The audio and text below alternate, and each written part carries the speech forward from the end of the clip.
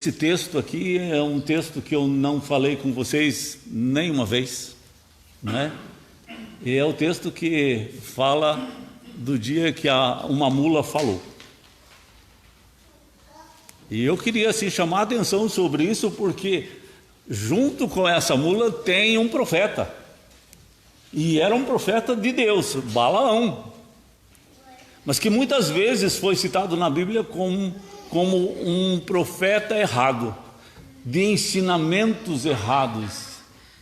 Doutrina de Balaão fala isso lá no livro de Apocalipse. Também quando fala dos nicolaítas lá em Apocalipse, tem a ver com essa doutrina do evangelho fácil, barato, que a pessoa cultua a Deus num dia e os outros dias esquece de Deus e não precisa ter zelo por Deus. É aquele tipo de pai, de mãe que pensa assim: mas se os meus filhos estão tendo um namoro estragado, mas pelo menos estão namorando dentro da minha casa, não estão lá fora, não estão drogados e assim por diante.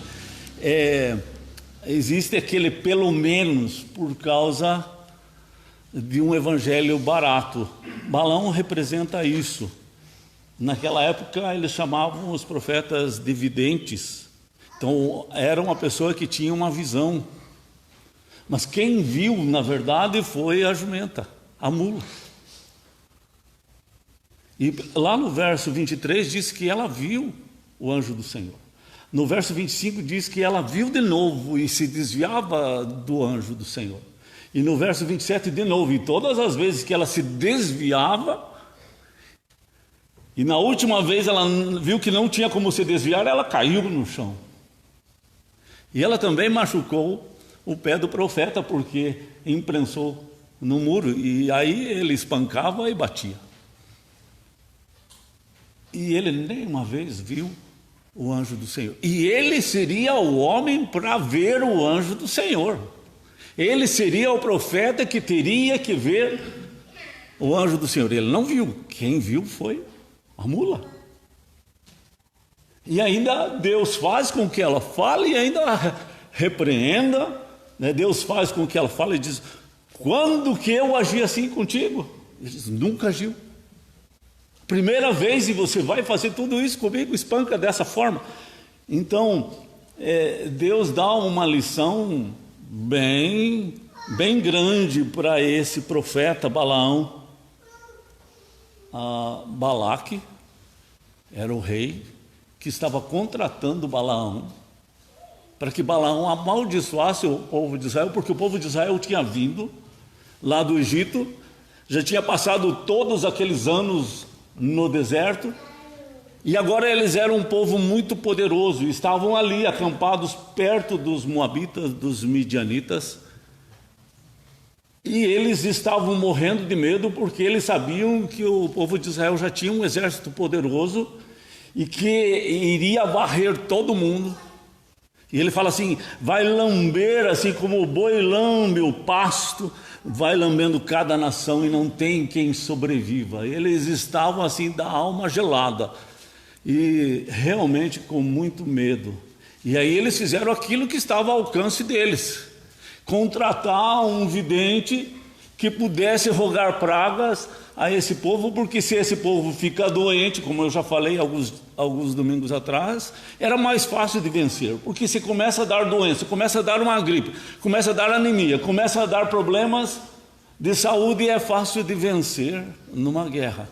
Mas se todos estão bem saudáveis, então não é fácil de vencer. E eu ainda gosto de lembrar, assim, acho importante lembrar que os moabitas, eles são filhos de Ló. E em vez de fazer parte do povo de Deus como Ló, eles estão ali amedrontados porque eles já fazem parte dos pagãos, que não adoram mais o Deus Criador do céu e da terra. Já desviaram desse Deus e não estão junto com o povo de Deus como Ló viveu. E agora eles estão sob a ira de Deus, porque a pessoa pode passar muitos anos E pode passar séculos e séculos sem ver a ira de Deus, mas o dia que ela vem, ela vai ser devastadora. E ai daquele que cair nas mãos do Deus irado. Além das pessoas sem Jesus irem para o inferno, vão sofrer horrores aqui também. Então não é algo assim para você querer para ninguém. Por isso Deus diz para Abraão: abençoe e nunca amaldiçoe. E no caso de Balaão, se ele seguisse os ensinamentos de Deus, ele só ia abençoar. Ele nunca ia amaldiçoar. E ele foi percebendo que Deus não deixaria ele amaldiçoar. Mas ele estava encantado pelo dinheiro, e eles tinham proposto muito dinheiro para ele. E ele dizendo não, mas ele não desgrudava deles. Ele dizendo não, mas ele ficava junto, ele ficava brincando com fogo. E ele não percebia que estava brincando com fogo, porque o coração dele era ganancioso. Se ele pudesse ganhar uma soma de dinheiro e ainda as suas orações dessem resultados, os seus encantamentos dessem resultado, isso seria muito bom. E Deus diz: o teu coração é perverso. Você não me viu, mas a mula me viu. Então o vidente que não vê, a mula que fala, mas o vidente que não vê. Então, eu queria assim chamar a atenção sobre esse tipo de crente, esse tipo de cristão que é representado por Balaão. Balaão é aquele crente que representa, ele representa aquela pessoa que faz tudo pelo dinheiro, que não tem tempo para outras coisas senão o seu trabalho, as suas coisas, aquilo que vai trazer prosperidade. Ele sempre olha o lucro que ele vai ter, as vantagens que ele vai ter, e ele idolatrou o dinheiro. Balaão representa esse tipo de cristão, né? Talvez, eu acredito que também ele representa aquele cristão que desde a infância foi cuidado pelos seus pais para ver. Ouviu as historinhas bíblicas, as orações antes de dormir, as repreensões, as brincadeiras cristãs, a igreja, a escolinha bíblica. Ele foi treinado para ver. Ele foi treinado desde a infância para ter discernimento. Como o jovem rico, que ele diz assim: desde a juventude eu conheço isso aí. Mas ele amava as riquezas. Ele foi treinado pela igreja, pela sua família, para ver. Mas ele não via um palmo além dos seus olhos. A sua casa estava varrida e ornamentada, mas não conseguia ver. Então eu queria chamar a atenção sobre isso, sobre essa questão de discernimento. O mundo, ele jaz no maligno, João fala. O apóstolo Paulo fala assim: o Deus desse século cegou o entendimento das pessoas. Eu não estou falando do mundo, eu estou querendo falar dos cristãos. E como Jesus falou assim, que os últimos tempos seria tempo de esfriamento da fé, onde o amor iria esfriar, essas palavras aqui me chamam a atenção. E tudo que tem encaixado nesse sentido eu tenho chamado a atenção, porque eu acredito que nós estamos vivendo num tempo muito sombrio, um tempo de Balaão, um tempo que vai ter profetas que vão falar com Deus, mas que são interesseiros, porque Balaão ouvia a voz de Deus, mas era interesseiro pelo dinheiro. Ele não é que ele não ouvia a voz de Deus. Ele ouvia a voz de Deus, ele não ouvia a voz de um espírito estranho, ele não ouvia a voz de um demônio, ele ouvia a voz de Deus, Balaão. É só ler os capítulos anteriores, você vai ver a conversa de Deus com ele. Ele era um profeta de Deus, mas que amava o dinheiro, amava a glória desse mundo. Veja que tipo de cristão, de crente que a gente está tratando aqui, e eu creio que está tratando do nosso tempo. Balaão tem muito a ver com o nosso tempo, que a pessoa usa a própria religião para ganhar dinheiro, promete coisas que Deus não prometeu, e não atinge o coração das pessoas, é só externo, é só por fora. Não há gratidão, não há alegria em falar da palavra de Deus. Talvez aprendeu em casa a orar antes da comida com o seu pai e a sua mãe, mas hoje não vê mais necessidade de fazer isso, porque isso já não é mais importante, e usa a muleta desses mercenários da fé para não enxergar espiritualmente as mágoas na fé, as decepções da igreja, das religiões. Usa isso como um amuleto para não enxergar, para continuar na cegueira espiritual, manter mágoas no coração. Então, me chama a atenção o tempo que nós estamos vivendo, que é diferente, né? 20 anos, 30 anos, 40 anos atrás, muitos presidentes dos Estados Unidos, eles eram democratas, eram batistas, eram cristãos, até razoavelmente firmes na fé. Esses últimos anos a gente tem visto assim uma mudança.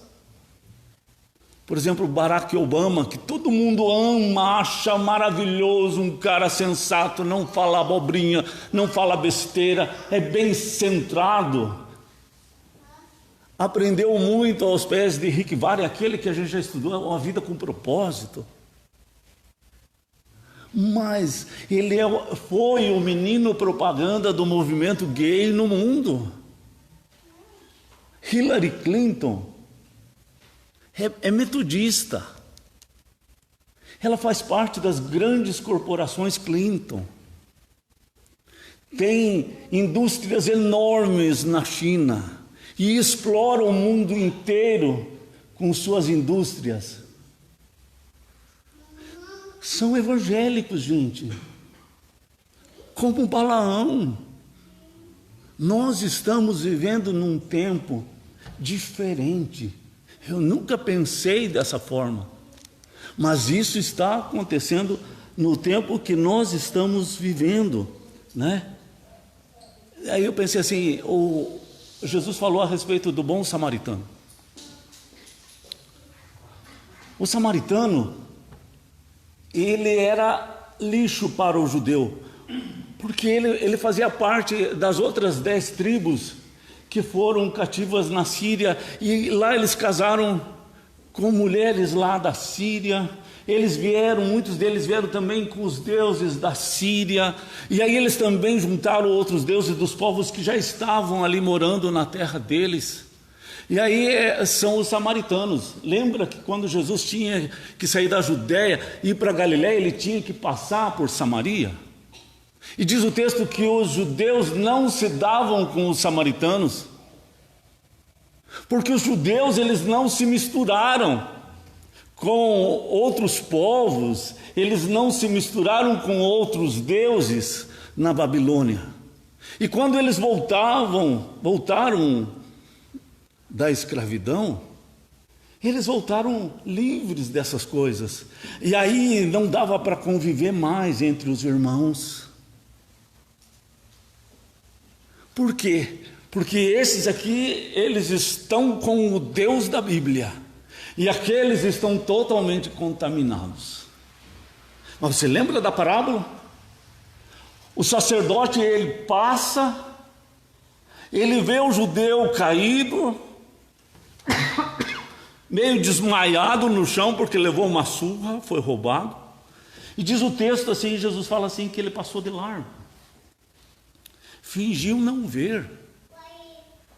E usou a escritura, que dizia assim, não toque no morto, porque você vai se contaminar. Estava escrito na Bíblia isso.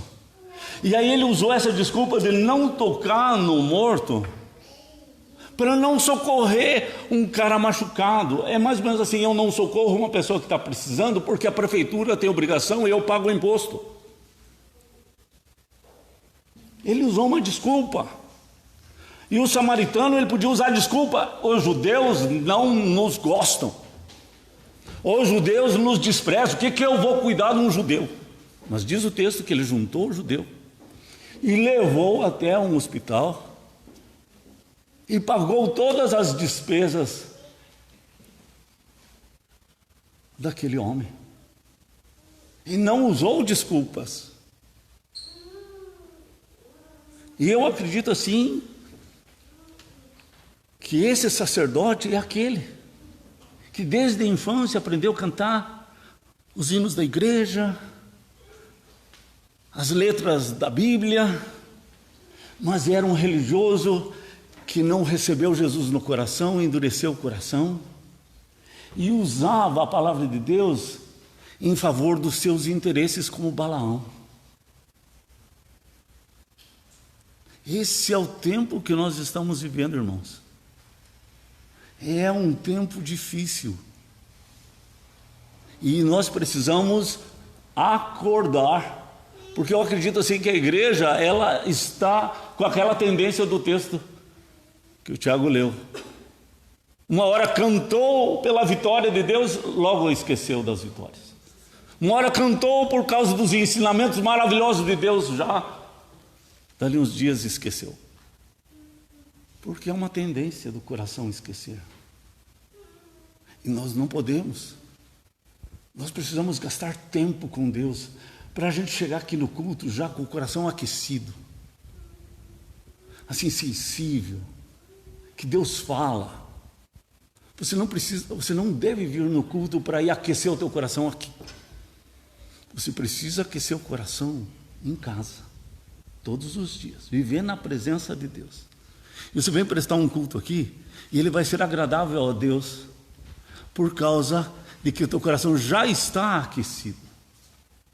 Porque senão fica aquela ideia assim, vai patinando até chegar domingo à noite, daí leva uma injeção de bordoada do pastor, aí dá aquela corrida, daí já começa, e devagar. Não vai funcionar, nunca funcionou dessa forma, e não vai funcionar dessa forma, não vai ter jeito dessa forma.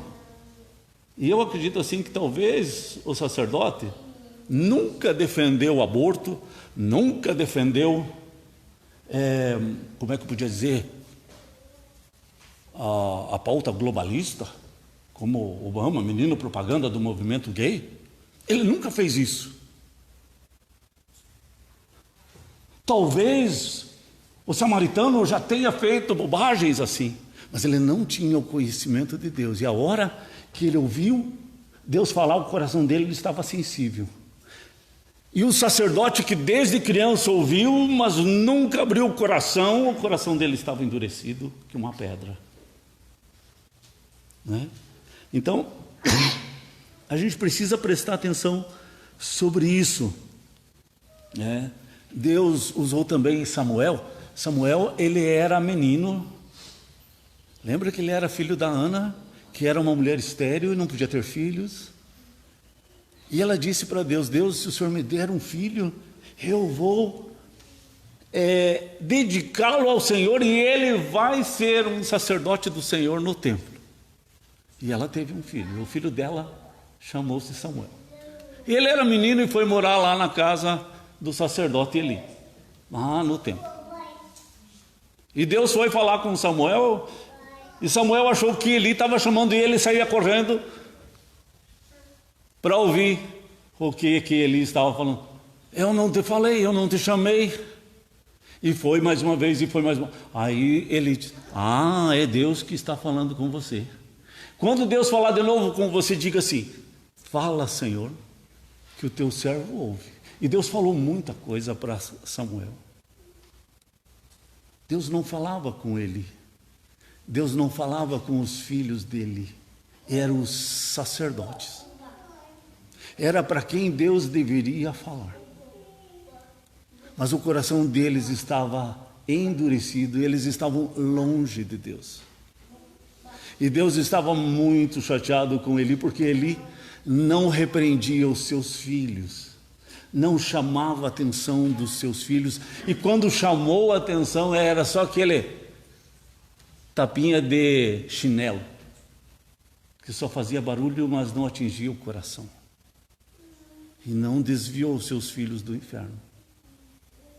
Porque a Bíblia diz que a vara da disciplina afasta a criança do inferno.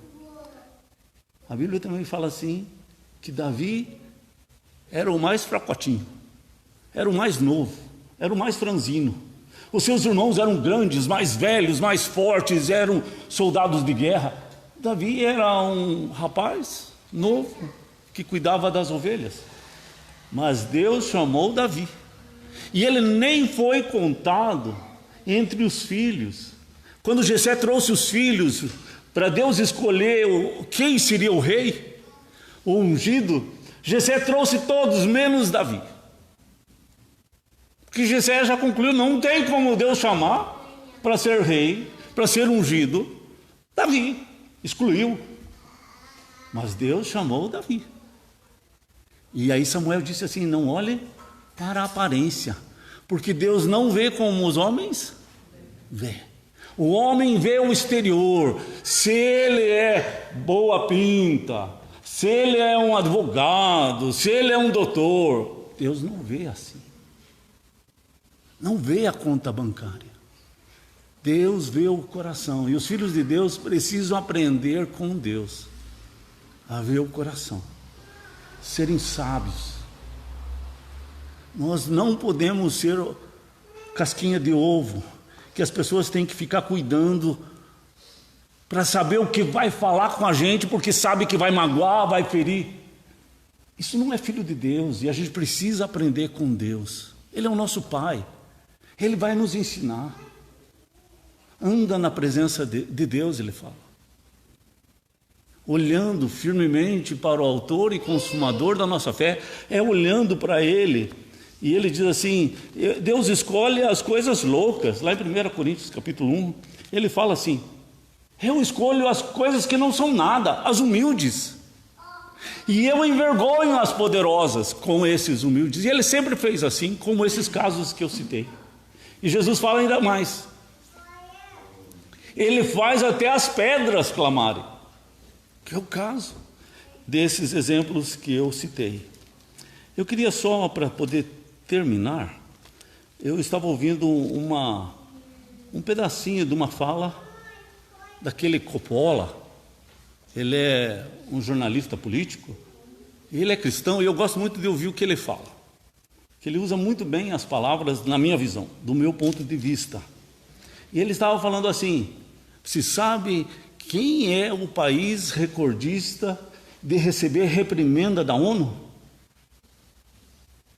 Quem mais recebeu repreensões da ONU em 2018?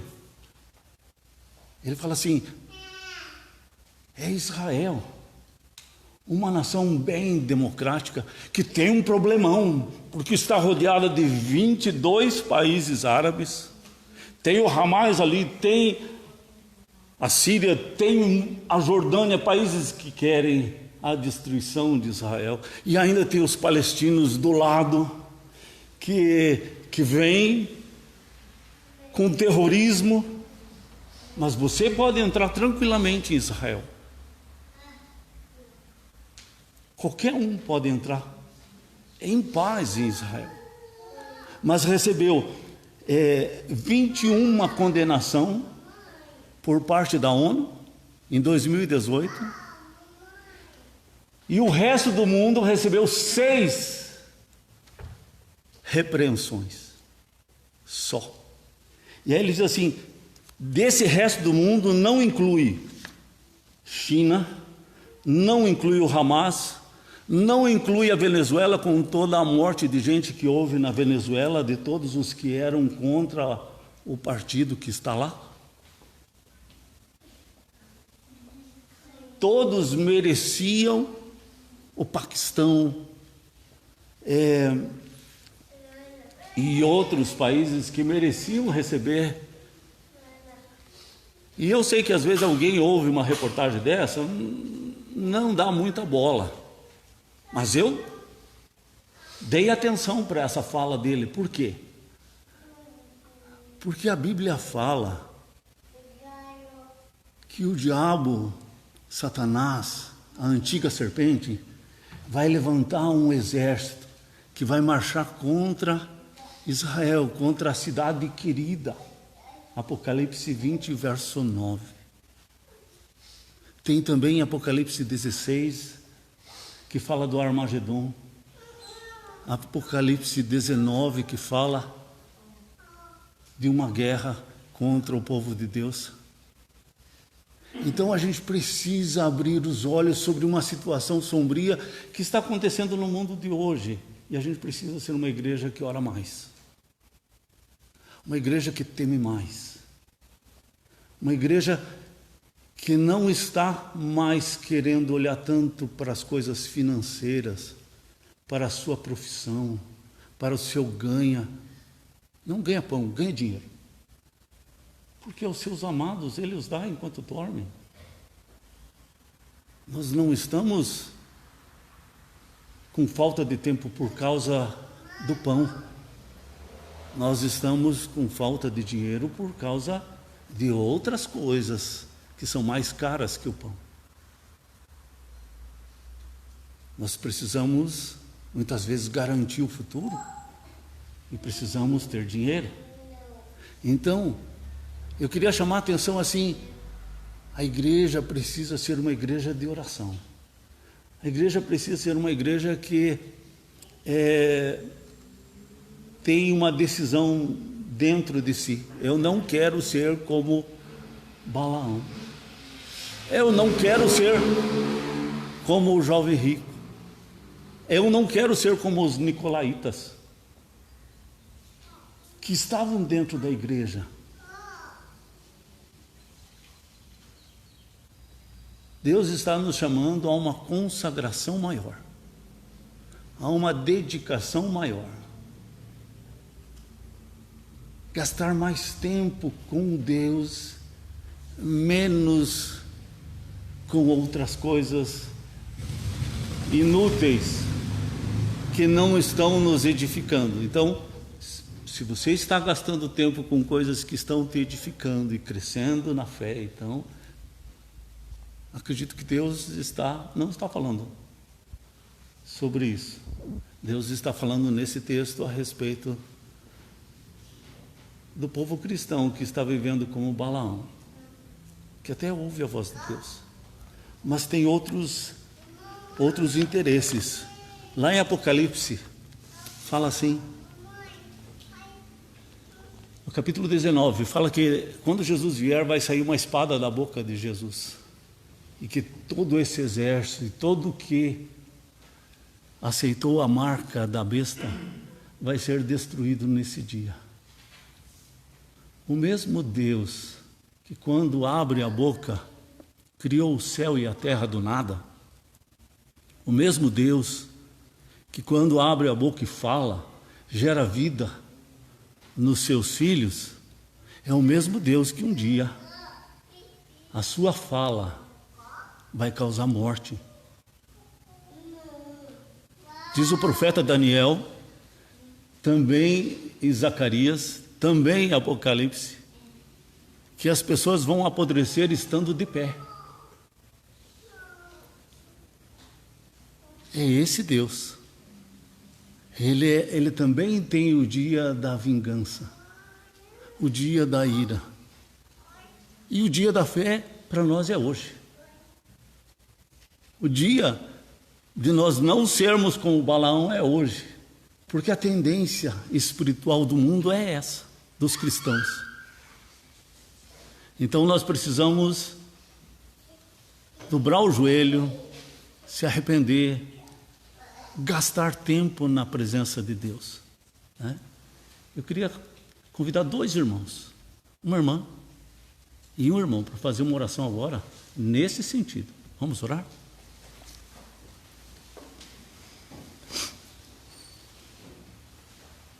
Senhor nosso Deus, te agradeço pela oportunidade, Senhor, para estarmos na tua casa, estarmos ouvindo essa palavra. O importante, Deus, é nós virmos até aqui, temos esse privilégio, podermos cantar ao Senhor, podermos meditar na tua palavra. Obrigada, Deus, porque o Senhor não nos trata conforme nós merecemos. Sim, Senhor. Obrigada, Deus, porque ainda nós estamos no tempo da oportunidade. Amém. De nos voltarmos ao Senhor, fazermos isso que o pastor disse, de dedicarmos tempo ao Senhor, estarmos deixando de lado os afazeres, coisas às vezes tão insignificantes, nas quais nós perdemos tanto tempo. Nos leve, nos conscientize, Deus, que isso são armadilhas do inimigo para nós. Tantas horas que às vezes estamos até nas redes sociais, vendo qualquer coisa, e assim não somos persuadidos a estar na presença do Senhor. Falo por mim, Deus, e clamo que o Senhor assim me perdoe, Deus, que o Senhor assim me ajude, Deus, ajude os irmãos também, Deus, aqueles que têm também essa dificuldade, Deus, nós possamos estarmos voltando a Ti, Deus, cada dia mais, porque o Senhor é tão bom conosco. Eu sou tão grata, Deus, a Ti, porque o Senhor em tudo tem sido maravilhoso nas nossas vidas. Temos falado que o Senhor tem operado tantos milagres, Deus, nesta igreja. Obrigado, Deus, porque o Senhor não tem desistido de nós. Amém. Obrigado pela paciência, Deus, com que o Senhor tem nos tratado. Amém, Senhor. Cuida, Deus, da tua igreja espalhada pelo mundo. Tantos que arriscam a própria vida, Deus, para falar do Senhor, que não tem lugar para ir ouvir do Senhor, que precisam se esconder. Verdade. E nós, com tanta liberdade, às vezes deixamos de ir ao culto, deixamos de orar ao Senhor por motivos tão fúteis, Deus.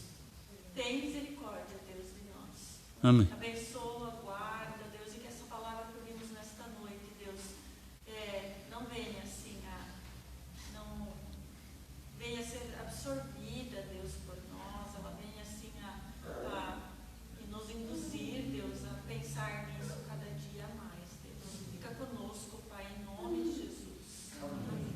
Amém.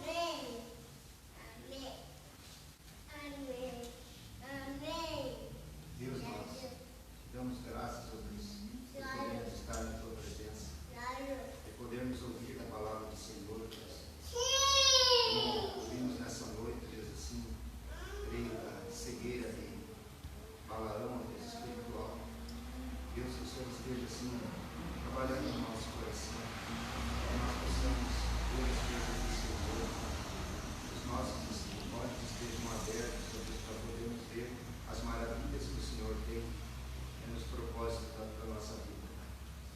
Deus, que o Senhor proteja e guarde cada um de nós, que nós possamos, ó Deus, ter no nosso coração a certeza, Deus, de que temos que nos colocar cada vez mais na presença do Senhor, que a nossa fé, ó Deus, não seja superficial, Pai, mas que seja verdadeira, que seja uma fé genuína, Pai, que venha do profundo do nosso coração, que nós possamos, ó Deus, assim, olhar para o autor e consumador da nossa fé, que é o Senhor Jesus, e nós podermos ter a confiança depositada somente nas mãos do Senhor. Que o Senhor é o nosso Deus, o Senhor é o nosso socorro sempre bem presente, Pai. Deus, que o Senhor esteja moldando as nossas vidas, ó Pai, cada vez mais. Que nós não venhamos, ó Deus, a esmorecer a nossa fé, mas sim, ó Deus, estarmos cada dia mais firmados sobre a rocha, que é o Senhor Jesus. Amém. Ó Deus, que o Senhor esteja assim falando muito ao nosso coração e que possamos, ó Deus, assim sempre podermos testemunhar, ó Deus, daquilo que o Senhor fez nas nossas vidas. Amém. Eu oro, Deus, agradecido no nome de Jesus. Amém. Amém. O grupo de louvor tem a palavra. Deus abençoe a cada um.